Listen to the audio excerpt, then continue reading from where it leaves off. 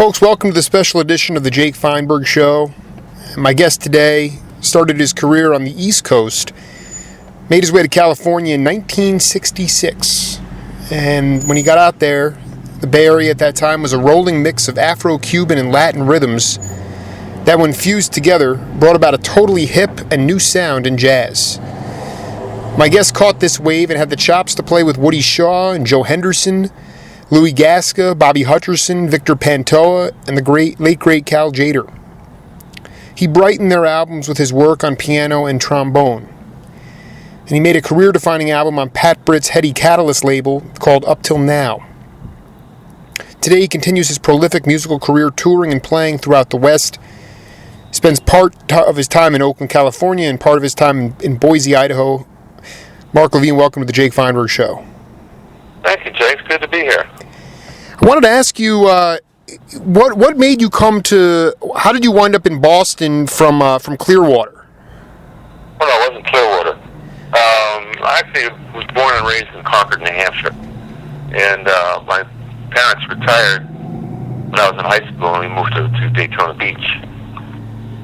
And then from there, I went to college. It was awesome. So that's how I got from New Hampshire to Boston. And then when I moved to Florida, actually I moved to L.A. first before I moved up to the Bay Area. Okay, this is good for the record. What school did you go to in Boston? I went to Boston University. I really wasn't a very good student. I don't think I learned very much, to tell you the truth. That was my alma mater. Oh, really? Boston University? Yeah, I'm a communications grad from that school. I don't think I learned much either. I think I did more hanging out at Berklee School of Music than I did at studying for exams at BU. What did you? Who was over at the Berklee School at that time? For me, the main teacher was Herb Pomeroy, who really gave me a very good grounding in jazz harmony. He was the harmony guru there for probably 40 years before he retired. He passed away a few years ago. Did you have a chance to sit in at the jazz workshop? I interviewed Fred Taylor a while back, and he mentioned that sometimes when a bigger name guy would come in, they would bring, even though you weren't affiliated with Berklee, they'd bring students in that could play and surround that person with those students. Did you have anything like that? No, I never actually was a student at Berklee. Berklee at the time was a much smaller school. You could go in and sign up for private lessons with teachers. And so I studied with him, and I also with Pomeroy, and also studied with Ray Santisi, the piano teacher there at the time, who's still there. My goodness, he's been there for 50 years. But I never actually was enrolled in the school. But I hung out there a lot. I mean, I could just walk in and sit in on a class. So. Could you do that today? No. Berklee at the time had about 300 students. I think it has about 4,000 now. No, you couldn't do it today. Yeah, I mean it's remarkable. But so when you were up there, you were really you would sit in and play, but did your career really didn't you didn't play at Lenny's on the Turnpike or any of the classic clubs there when you were there? Yes, I did. Not very much because I was still pretty young and not very good. But Herb Palmer actually had a big band. You know, I was playing trombone sometimes as well as piano. And I played trombone in that band and played at Lenny's and the Jazz Workshop, and I played those clubs much more later after I moved to New York and then moved back to Boston in the mid-'60s. That was when I was really played a lot of those clubs.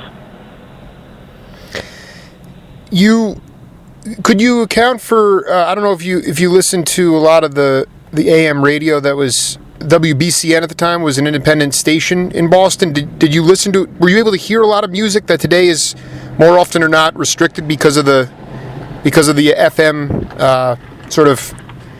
conglomerate that we have now? There was quite a bit of jazz in the radio at the time. The only station I truly remember was WGBH because, which is still a big station, because they.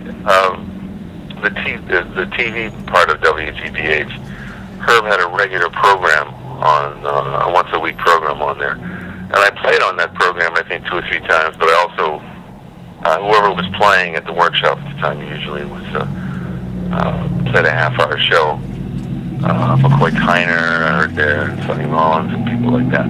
But I still have tapes that I made from those shows. I would take the back off the TV and attach some alligator clips to the to the speaker wires. Oh. And I still have those tapes. And no, you can't have a copy.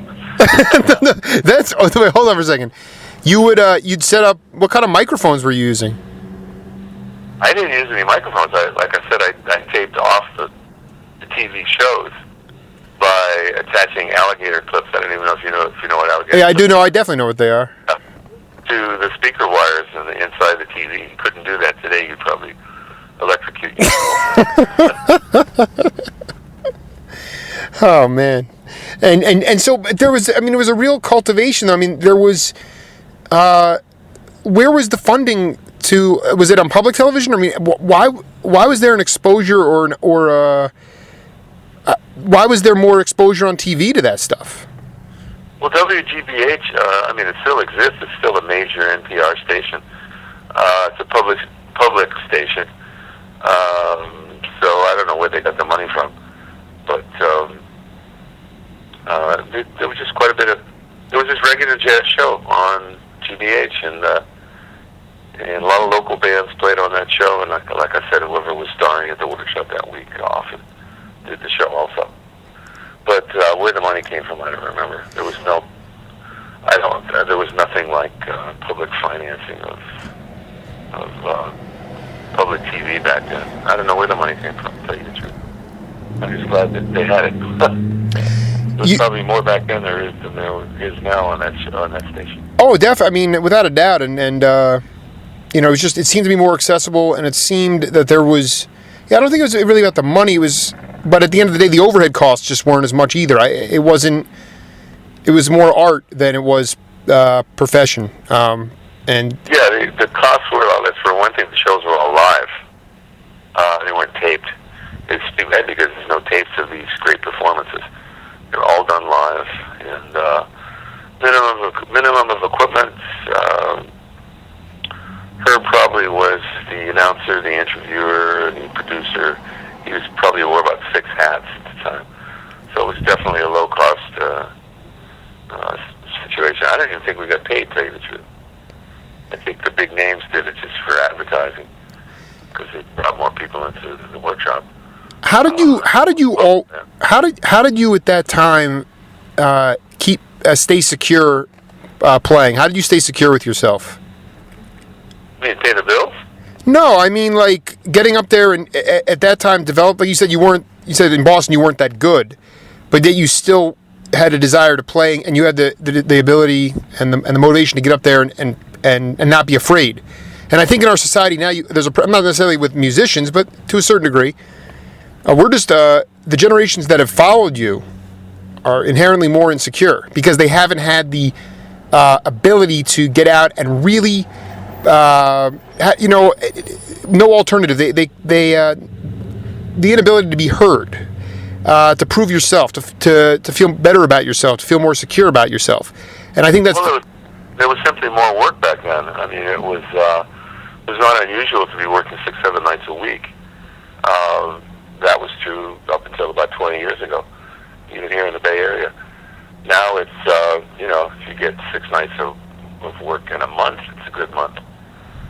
So I think it was just that. It was the opportunity to play almost every night. If you weren't working, you could go sit in someplace. So it was a real hothouse of development. And also, bear in mind that there's two distinct periods when I lived in Boston. First time I was a student at Boston University. Then I moved to New York for 2 years. Then I moved back to Boston for 4 years. So at the end of that 4 years in Boston, the second 4 years in Boston, I was 6 years older than I was the first time I lived in Boston. I didn't catch that the first time. So you actually were a seasoned veteran at that point. I'll call it a seasoned veteran, but more right. Seasoned. More seasoned. I was at college. I lived in New York for 2 years. So I wasn't quite so bad. Let me put it that way. Right, I like that, of course. When did you befriend, when did you come across Jaki Byard, in Boston or in New York? That was in Boston. He was living in Boston at the time. This was before he moved to New York. He was living right down the street from where I lived. We lived a block from each other. and we also in the same block as Berkeley School of Music. So it was kind of a no-brainer to study with him. He was the guy. He was right down the street. He's a good friend. So I had some great lessons with him. What did he teach you more than anything else? I mean, was it technique? Was it psychology, or was it a whole package? It was the whole package, but a lot of it was just by example.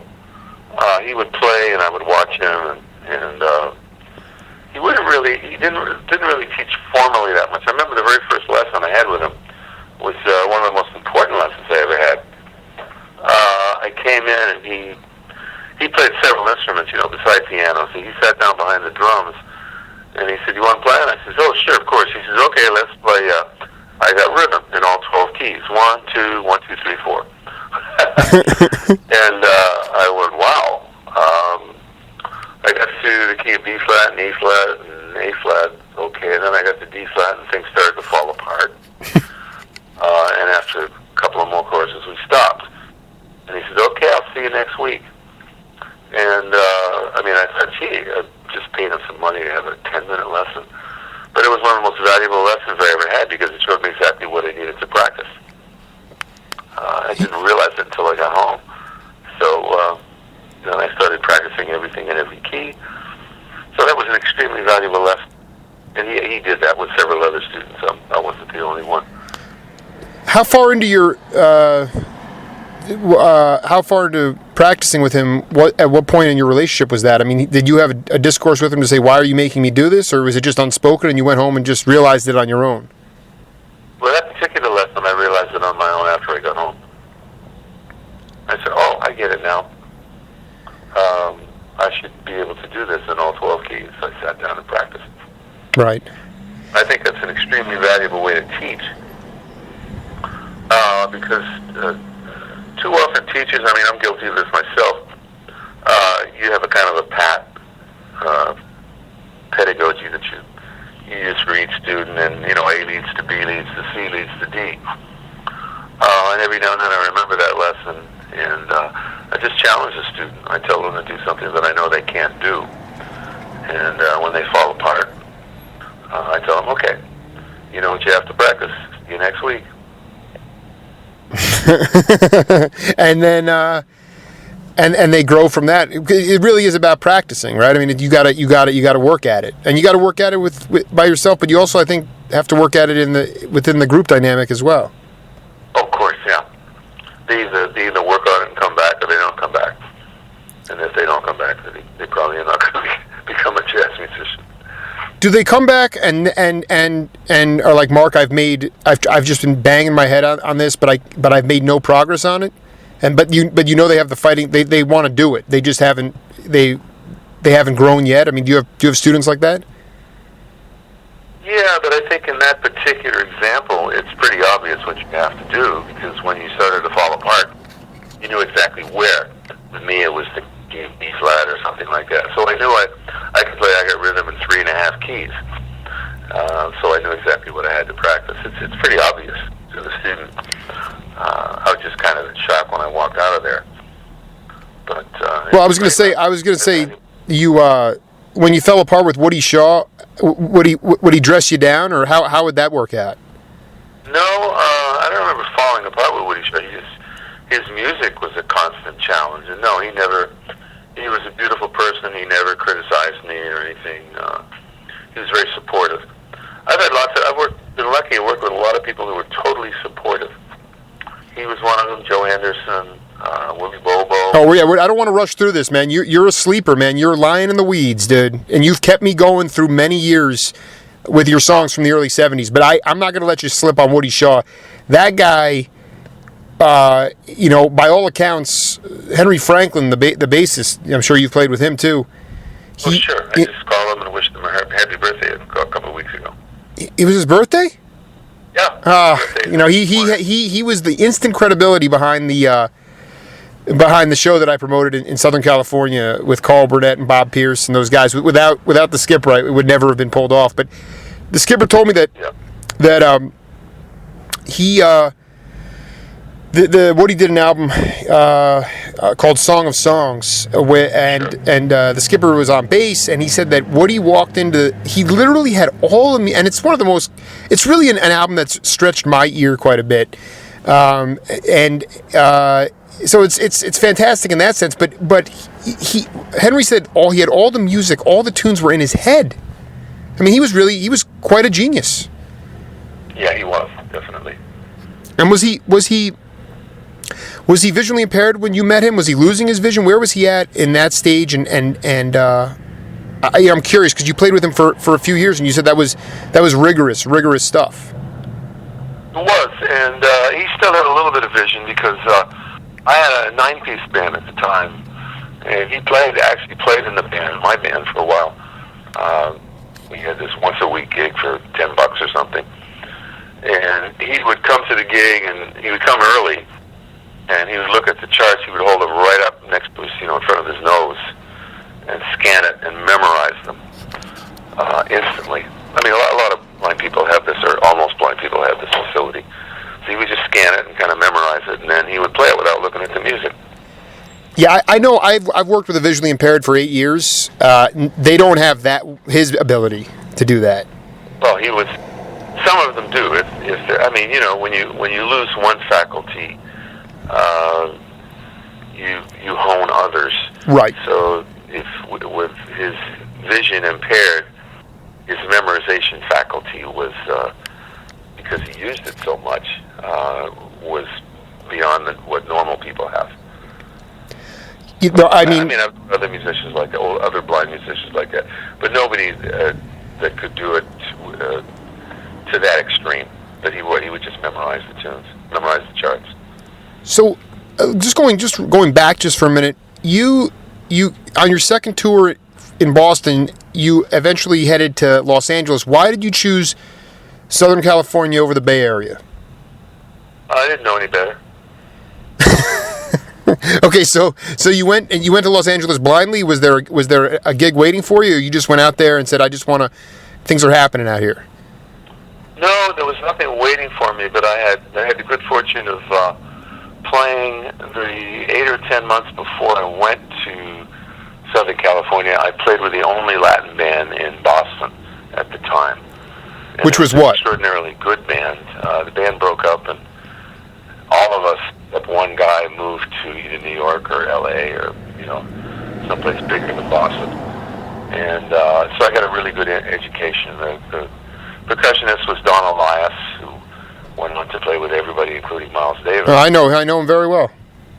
And the leader was Dick Mesa, who then went on to play with Tito Puente and Tito Rodriguez and Tito 73 and bands like that. The bass player was Gene Perla, wow, who then was with Elvin Jones for several years.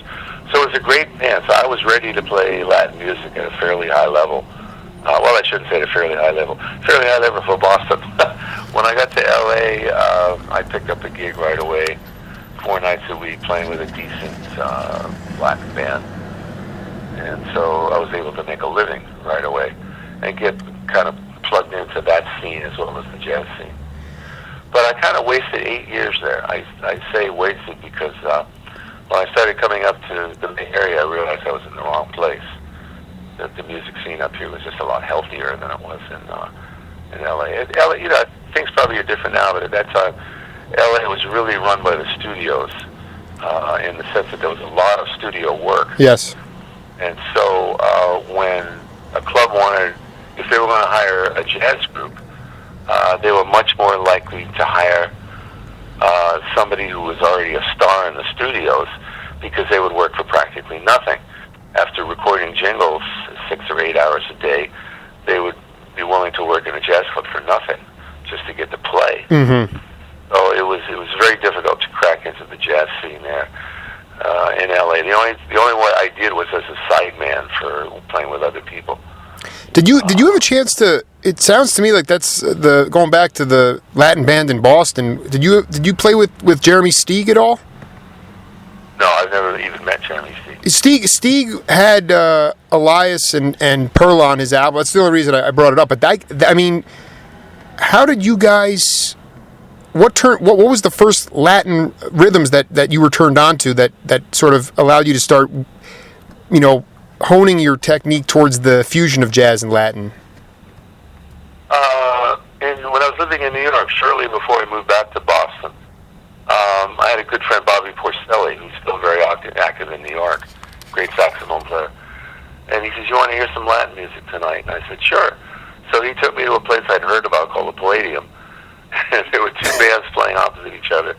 I had never heard of either one of them, Tito Rodriguez and Tito Puente. And I was completely blown away. And I said, I got to learn how to play this music. And I didn't really do anything about it until maybe a year and a half later in Boston, or actually more like 3 years later in Boston, when that one Latin band in Boston, they lost a piano player. He decided to move to New York, and I lived right down the street, same street as I lived on before, that Jaki Byard lived on and Berklee School of Music was. I lived right down the street from Dick Mason, the leader of this Latin band, so he recruited me to play in his salsa band, and we also played some Latin jazz. So that's how I got into that music. And then, what was it about it that immediately captivated you? I guess the rhythm. Right. And then, Very, very infectious rhythm. so you went to L.A. and essentially you had a big band as well at that time, or when did you actually join forces with Woody? No, I joined forces with Woody up here. I had a 9-piece band down there, and then when I moved up here, I still had those charts, so I started a 9-piece band up here. So I had that size band, a non-ed, both in Los Angeles and in the Bay Area. I'm always trying to figure out how it works, where just good musicians they seek out or they find other musicians, and it sounded like that was the case with your recruitment in Boston. But I also am curious as how you developed a musical relationship with Louis Gasca, because I was wondering if Cesar Escarunas and all these great, there were these great Latin bands, Malo and I'm wondering, how was it just by chance? How did you seek that stuff out, and how did it just happen naturally? Can you break that down for me? Well, we hang out in the same places. Golfers meet golfers at the golf course. As musicians hang out. Yeah, but that's not the same thing, man, because you could suck at golf. Yeah, but... and you could still be at a golf course. You're going to be noticed by the other golfers. Right. It is, I think the analogy is apt. We hang out at nightclubs. We hang out at schools, like I did at Berklee. In fact, I met Luis Gasca in Boston. Wow. Back in the 60s. He was just kind of hanging out at Berklee for a while, just like I did. I met him then. And then I ran into him later in Los Angeles. He was playing with Mongo Santa Maria at the time. And Mongo was looking for piano players, so he set up an audition for me with Mongo. He got me the gig with Mongo, and that led to the gig with Willie Bobo, which led to a short stay with Tito Puente. So these things, as you move up one step on the ladder, you meet a whole slew of guys that you didn't know before that are maybe slightly better than the guys that you've been playing with. So, eventually it led to people like Joe Henderson and Woody Shaw. Did you going the other way? No, that's really good the way you broke that. You just kind of keep elevating. It's like the equivalent of sports, where you just, based on your sound and your talent, and you go AAA, single A, double A, triple A, and you eventually get to the majors. And then you get old and you go back down again. I'm not complaining, but that's happening now. No, I dig. There's so many good young players coming along that got really good at a much earlier age than I did. So, the younger guys push the older guys aside. I'm not complaining. Yeah, I don't think I also think there's a supply and demand problem these days as well. The fact is that those guys. There's no demand. There's lots of supply and demand. Exactly. That's what I mean. Exactly. There's all these guys with great sound, well versed, like you said, even at a younger age than you were, and yet there's, you don't have the El Matador or Jimbo's Bop City or the Both And. or the Fillmore District or the Booker T. Washington Hotel. You don't have that stuff anymore, so it's completely different now. And you were lucky, and you were so lucky, man. And on top of that, you could play, which is obviously I threw on a song this morning, it's interesting. I'm thinking this is when you and Louis Gasca must have linked up, was the late '60s, because you cut an album called "The Little Giant" with him. 69 on Atlantic, and you wrote a song called Sweet Pea, and I threw that song on today, and my daughter was like, what is going on with the horn on that song? But it's a great little tune, and it's a sleeper album. But were you still in Boston at that point, or you came back to Atlantic, or how did that session get going? No, I was living in Los Angeles at the time. That was Luis's first album, and he invited me to New York to cut that album. That was quite an album. Herbie Hancock was on that, on a couple of cuts, and Joe Henderson and Mongo Santa Maria. A whole lot of stars were on that album. That was typical of Luis when he put together a gig. He sometimes, even though there were no more than six musicians on the stand at any given time, he would hire a dozen people, which at the end of the night made it somewhat difficult for him to pay everybody. We won't go into that. Oh boy, yeah. No, I was gonna say because you weren't on all the tracks on that, but I was like, did Mark show up on that album too? And sure enough, you were, and you were actually, you had one of your songs on there, one of your creations. Yeah, I think I played piano on most of the album. Let's see, Herbie played in a couple tunes. I think Rogers Grant played on one or two tunes. Yeah, so I mean, there again, there were three different piano players on the record. When did you what year did you actually get to the Bay Area? 74. Oh, that's just an amazing. And then when you got up there, who was the first guy you hooked up with when you got up there? Let's see. When I first got up here, I'm not sure actually what my first gig was. I can remember my first gig in L.A., but up here, that's right. I think I remember now. I was living in Berkeley, and there were little coffee shop gigs, and I just hooked up with some local players, some pretty good local players, and we would play these coffee shop gigs basically for $2 a night for tips. And you have to remember, $2 sounds ridiculous, but in 1974 it was worth about $15. Sure. So if the gig was right down the street, you didn't have to cross the bridge or anything. It was $15 in your pocket, and I think my rent was $60 a month. So it was nice. Yeah, and in Berkeley, that sounds unbelievable. When now you can get a row house for like $1,700 a month. Well, rents are pretty high here. That's what I'm saying. That's what I mean. Yeah. You get a 500 square foot place for thousands of dollars. It's really it strikes me as a. It was communal, and there was just. Well, you said the right word, communal. You could do that today, but only if you had two other roommates. Right. Because apartment rentals are still very expensive. Exactly. And $1,000 is almost unheard of here. How did you wind up? Well, I mean, I know it was in the same town, but how did you get to that level where you got involved with Fantasy, or maybe it was Milestone, but Fantasy, it was that whole Saul's Ants label. That was really that is my Mark Levine time period. Really, I mean, there are so many albums that you're on, and I wonder how that all came about. Just getting hired by band leaders, by Luis and by Joe Henderson. The label that I've been associated with most, this was in the 70s and 80s, was Concord. Because I was on Concord not only for several albums with Jater, but my 2 or 3 albums of my own were on Concord. Concord now, of course, is a very different label with their very different kind of music.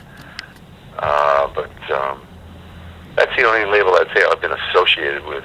Those records on Fantasy and Milestone just came about because people hired me for their record dates, and they were recording for Fantasy or Milestone. Of course, but being the jazz fan, I mean, if in order to enjoy this music, you have to appreciate the accompanists, because that's what jazz is. You don't, you don't.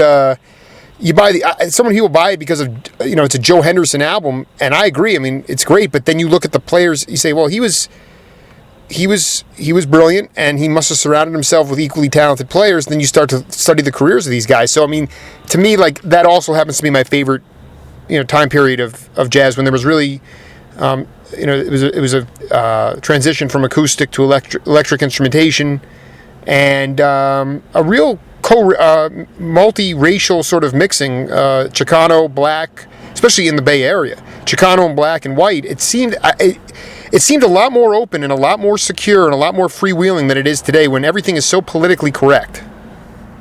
Well, I'd say yes. I think the Bay Area at the time was much more integrated, racially, culturally, certainly more than Los Angeles was. And I think it was perhaps even more, it's still the same today. It's a culturally diverse place, but there's very little opportunities to display it since there's so few gigs.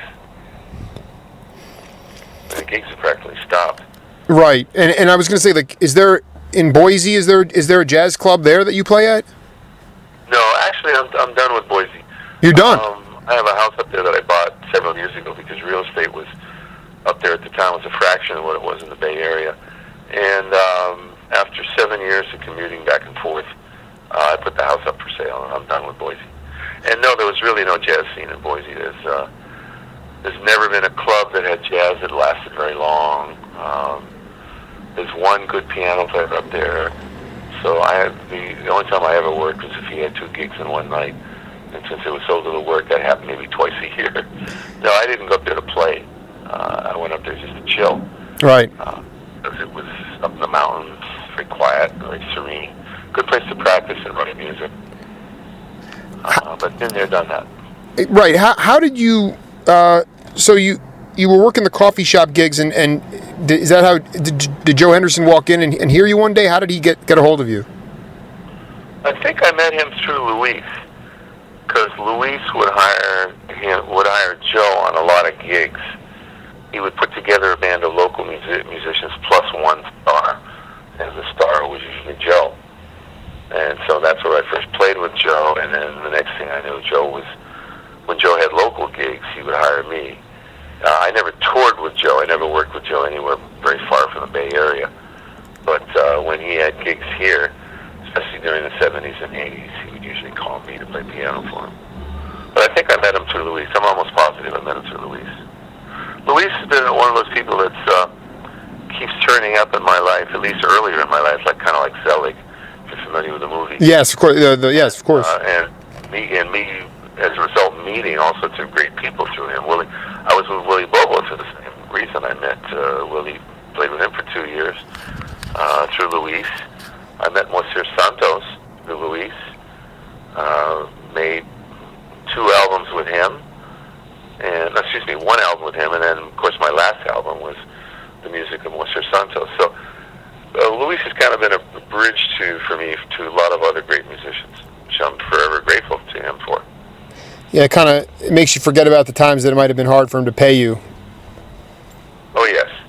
No, but it's true. I mean, those connections are invaluable, and I mean, Mark, you got to, for people that still, listen, people go through ups and downs in their lives, and I'd say I'm somewhere in a valley right now, but the only album, and this was not the case even 2 months ago, but the only album that seems to be getting me through this is Canyon Lady, and it sat on my shelf for over a year, and I never saw any sense to put it on. And then I threw on side B, and both those tunes are your tunes that you wrote. Right. And I sit there with my conga drum, and I put my daughter on the piano, and we play that, and all things considered, quite a lot. And I'm not sure.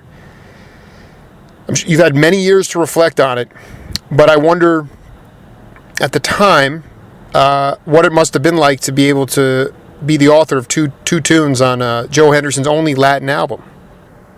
It was thrilling, to tell you the truth. It was a dream come true. And you must have a very talented daughter if she can play those tunes. No. She's just trying to get in the right key. Okay. But I mean, that she's 6 years old. But Oh well, she's amazingly talented. So, I wanted to. If it was all right with you, I was hoping we could listen to a little bit of All Things Considered, and come back and talk about how you got the germ to write the song, how you go about songwriting, and how the different parts came together. If that's all right. okay, sure. Yeah.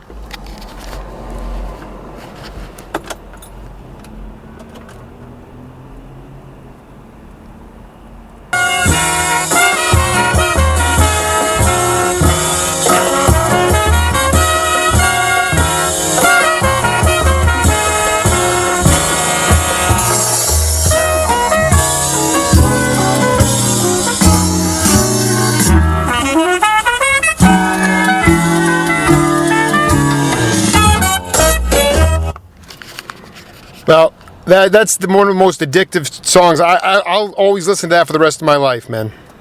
Oh, thank you very much. What came first? I mean, what was was it?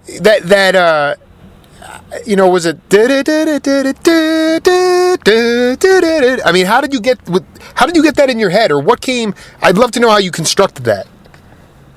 It's so long ago. I honestly don't remember. I'm pretty sure I wrote the piano montuno first, and then constructed a melody on top of it. But that's just a guess. I wrote that song. I mean, we're going back probably almost 50 years, so it's really hard to say. I don't have the original piece of paper that I sketched it out on. I'm one of those people that sometimes writes the melody first and the chords after. Sometimes writes the chords first and the piano part first, and then writes the melody after. So it's really hard for me to remember. I'm guessing I wrote the piano part first, though. And I'm pretty new at Latin jazz and kind of fascinated by montunos. So I think that's what happened. when you say the melody first, just for a layperson, what part of that, of All Things Considered, is the melody part? When the horns come in. Do do do do do do, and then the John Hurd bass line. That's the rhythm part. Well, the rhythm part is what John Hurd played is just the bass part. The rhythm in a Latin rhythm section comes from everybody who plays a percussive instrument. That's piano, bass, set drums, congas, timbales, miscellaneous percussion. So I'm trying to remember who was on that. Was that Francisco or Victor Pantoja? Victor Pantoja, and but there was I believe. There was a drummer was not that familiar with. I'm not sure what his name was, but I was trying to figure. Camila Garcia, I believe. I was gonna say the other track on that album is Canyon Lady, and if I remember correctly, it says George Duke, all electric piano solos, George Duke. Right, George played electric and I played acoustic. That was at a time when mixing the two on the same track was not that unusual. Nowadays, you wouldn't do it. Exactly, it doesn't work well. But I mean, Louis got it around that by when George played, I didn't play. When I played, George didn't play. So we kept out of each other's way. It's a little like piano and guitar. Piano and guitar, in most circumstances, don't really mix very well. They get in each other's way. So, at that point, when you talk about Latin rhythms, it's not your traditional 4/4 or 4/3 rhythm. I mean, is it different types of? I just hope you could explain that in the sense that, because it was so infectious, and it seemed to me to be something that was so appealing to all different types of music, especially during that time. Well, it wasn't 4/4, and the Latin musician would say, a Cuban musician would say it's a mambo or it's a guaguancó, which is very close to that. But to me, it was just a mambo rhythm. Mambo being the dance music of the time that's closest to that rhythm. If you listen to Tito Puente, you're basically going to hear a lot of mambos. So it was related to that, and it wasn't 4/4 time. And how had you already crossed paths with Cal Jater at this point? I had met him, but that's all. I was still living in Los Angeles at the time, and I didn't join Cal's band until after I moved up to the Bay Area. So you were still living in California when you were on like Louis Gaskell album Born to Love and Canyon Lady. You would travel up to the Bay Area on those out. You weren't there yet permanently. Correct. Yeah. So then you got up to the Bay Area, and it was around 77, 78? 74. 74. Okay. And then I guess so. Pat, how did Pat Britt? Did you come across? Did you get together and come up with that album on Catalyst? You mean the one under my own name? Exactly. I had met Pat in Los Angeles. He never lived in the Bay Area, but there was a gig he did He played up here quite a bit. It's a club that's still in existence. It's private house concerts.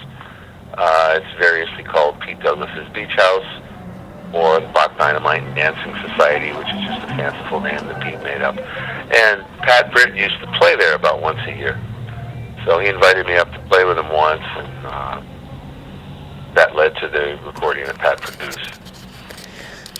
And in fact, I also produce an archival series, and 2 or 3 of them are recordings from Pete Douglas's Beach House. One was just released, a record that Sal Mystico recorded. Wow. That was on some label that went out of business, and we just released it. In fact, the band that I had with Woody Shaw up here, one of their archival recordings is of that band, my band with Woody Shaw, playing Giant Steps, incidentally. Who was in that band? It was all local cast, except for Woody. I'm not sure you've heard of any of them. Mark Isham, perhaps, because he went on to become a famous movie composer. But everybody else was guys around here. Okay. So in your mind, talk about Cal Jater's impact on Latin jazz. What did he do that, in your mind, if anything, was unique? I think what was unique about him, and it fed into his success, was because his music was it was catchy, it was accessible. Of course, his fame really came from his first band when he had Mongo Santa Maria and Willie Bobo in the band. I came along later when those days were over, but so it was kind of near the end of his fame and popularity. And then when I came along, he was just joining Concord Records, and then he had 2 big hits with Concord, so his career kind of revived. But I think the music is very accessible. The tunes are singable. He did a lot of standards. Let's see. I'm trying to remember the name of one of them. Anyway, he would take standards and Latinify them. Latinify them, yeah. Or clavify them.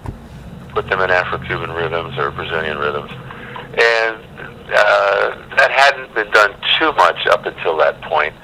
The other 2 leading Latin jazz bands at the time were Mongo Santa Maria and Willie Bobo, and they mostly did original material rather than standards. Although Mongo had great success with tunes like Watermelon Man, which are not weren't standards at the time, the tunes borrowed from the jazz repertoire. But Cal did a lot of Speak Low. That's the one I was trying to remember. That was his big hit at the time I was with him. And Speak Low, of course, is it's an old standard. People recognize it and they like to sing it. So by recording things like that, plus he was a very funny guy. He was very personable on the bandstand. He was pretty funny. He just kept people engaged. One of the funniest things I've ever heard anybody say was we opened at a club in San Diego once. And on opening night, we had about 5 people in the audience. And even before we played anything, he took the mic. He says, "You ever get the feeling you're not as famous as you thought you were?" Which completely broke everybody up, including the band. And he was able to rap to the audience. And some people have a natural aptitude to do that. Dizzy Gillespie is another one. I don't particularly. I just announce the tunes. I have a couple of jokes that I tell, and that's it. Yeah, he seemed that. I mean, there was a period of time also where his band in the early '70s. It was Dick Burke, who was extremely overweight, John Hurd, who had a big stuttering problem, Mike Wolf, who had Tourette's syndrome, Michael Smith, who was also had a stuttering problem, then Cal Jater. It was. I never thought of that, but thank you for running that down. Yeah, no, I mean, but he really. It wasn't. It was about. It was about the music, and it was about the quality of the person. I mean, I spent time with John, and I know I've covered that band relentlessly, and I know those guys well, and they're all just awesome guys. That has nothing to. It was their chops, and it was their ability to play as a unit. Really was the most beautiful thing, and I think that in so many bands, whether it's psychedelic rock or grunge or even jazz, I mean, you don't oftentimes. You see bands disintegrate because people are unwilling to share, and I just felt Cal was always willing to share the bandstand with and let other people solo and make sure to credit those when credit was due. That's true, and there's one other big factor was the people in his band were able to play jazz and Latin, and that was quite rare at the time. It's much more common now. Musicians that go to New York now, one of the first things you have to learn if you go to New York, if you're a jazz musician, is you have to learn how to play Afro-Cuban music. At that time, it was very rare that you'd find in every big city, you'd find maybe a half a dozen at the most musicians that could play both straight ahead and Latin. So it was quite rare at the time. When I was in Cal's band, there was maybe just one or two other people. There was a guy in Al Zuleika who was in and out of the band, who could play both jazz and Latin. And I can't really think of anybody else. Yeah, someone told me, Carl Burnett told me that Herbie Hancock used to go see Al Zuleika play. It's quite possible. Yeah, I mean, he was pretty good. I mean, I listened to him. And did you ever play at the Funky Quarters in San Diego? No, I've only had a handful of gigs in San Diego. Right. My entire career. What was like your favorite place to play when you got up to the Bay Area with Woody? Let's see, favorite place to play. Well, the club we worked at most was a club called the Reunion, which is long gone. Yeah. I mean, the number one club here at the time was Keystone Corner, and I very rarely played there. I don't know if I had a favorite club. I mean, to me, favorite clubs are where you're treated well. Right. Later on, played a lot of jazz at Pearls in San Francisco. Sonny Buxton's club, Milestones. I mean, these were clubs where basically musicians were treated like human beings. And a lot of clubs, they weren't. You weren't. You were just an employee. No break on drinks. Just no understanding about what music and musicians are all about from the club owner. I could go on forever about that. So I think that the clubs that in Boston, for instance, it was the Workshop, because the Workshop was run by a jazz musician. It was run by a tenor player. So, I mean, that makes a big difference. Or in New York, what's the name of the club? Probably the oldest jazz club in New York. Was run by, it's now run by the guy's widow. I think what's the name of the club? Thad Jones and Mel Lewis played there for Vanguard. Pardon? The Village Vanguard. Yeah, the Vanguard. Yeah. That was run by a guy who was, partial to the arts in the first place. It started out as a kind of a poetry and folk music club. And when he got hip to jazz, he started hiring jazz musicians. And he understood what the lifestyle was like. He understood that jazz musicians are a little bit different than other people. And so there was a basic understanding and tolerance there for our quirks and our weirdness. Right. I mean, well, it's true though. But to me, a lot of people say, you're caught in a time warp. You're caught in the past. Well, yeah, because it was just a lot more. It was just a lot more hip, and it seems to me that eccentricity, quirkiness, that's human. That's human beings anyway. And human beings, but it's more common in artists. Of course, but imperfection in general in society now is looked upon as a stain. And I'm not saying play sloppy or play bad, but uniqueness is what makes us an exceptional people. And if that starts to be questioned, you have to be some sort of robot, or conform to the way society wants you to conform to. I agree. I think jazz took a turn in that direction in the '80s with fusion. Right. It became much more like rock, and it was much more a corporate thing where big money was behind you, and so you were expected to show up in a suit and act normal. And I think that we lost. I think that there was just a huge amount of. I do say that the Norman Grantz's and the Orrin Keepnews and there were real white leaders, promoters of this music, and it shows in my ability to be able to access this stuff and be able to see all the personnel, and the fact that you might have played trombone on this track and piano on this track, and it really accentuated and highlighted and gave people credibility. That stuff just doesn't happen, and that's really that's my main mission, Mark, is on this archival pursuit that I'm on, is just to make sure that you guys are highlighted in whatever way possible for the amount of work that you did to help my life and help my psychology, and also not to be, so that I can talk to my kids and explain to them and play the music to them that of where and give a perspective of where it came from, because otherwise it's just going to be wiped off like any other hard drive. Well, I don't know if it's wiped off. It'll survive. Jazz will survive no matter what happens. We're fond of saying jazz is dead, but the fact of the matter is, jazz may be just a fraction of what it used to be in terms of economics. But jazz education continues to mushroom every year into a monster. You get middle school. Lots of middle schools now have jazz bands, and even grade schools have jazz bands. So jazz education is booming, while the professional end of it, gigs, is slowly fading off into the sunset. But in a way, it's not that different from what the situation is in classical music.